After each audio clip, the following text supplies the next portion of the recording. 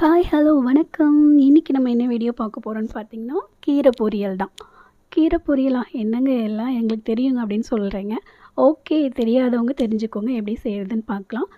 நான் வந்து இன்றைக்கி அரைக்கீரை ஒரு கட்டு எடுத்திருக்கேன். அந்த அரைக்கீரையை வந்து நல்லா கிள்ளிட்டு சின்ன சின்னதாக குட்டி குட்டியாக கட் பண்ணி வாஷ் பண்ணி எடுத்து வச்சுக்கோங்க. இதுக்கு வந்து ஒரே ஒரு ஆனியன், ஒரு 4 பல்லு பூண்டு வேணும்.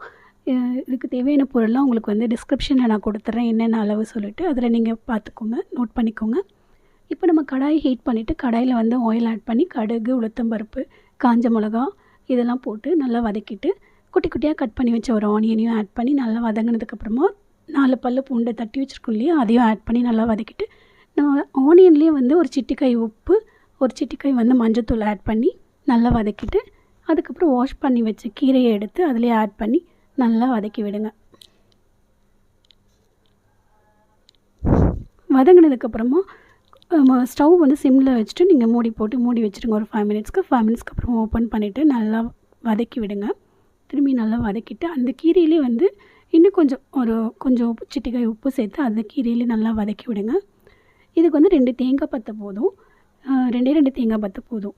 இல்லை நீங்கள் தேங்காய் துருவி போடுறதா இருந்தால் கொஞ்சமாக தேங்காய் துருவி போட்டுக்கோங்க. இல்லை துருவ முடியாது அப்படின்னா 2 தேங்காய் பற்றையை வந்து மிக்சியில் கொரன்னு அரைச்சி இறக்குற ஸ்டேஜில் அதில் ஆட் பண்ணி கிளறி இறக்கிட வேண்டியதான். அவ்வளோதான், கீரை பொரியல் ரெடி ஆகிடும். சூப்பராக டேஸ்டியான ஈஸியாக சிம்பிளாக செஞ்சிடலாம். கீரை பொரியல் எப்படி செய்கிறதுன்னு பார்த்தீங்களா?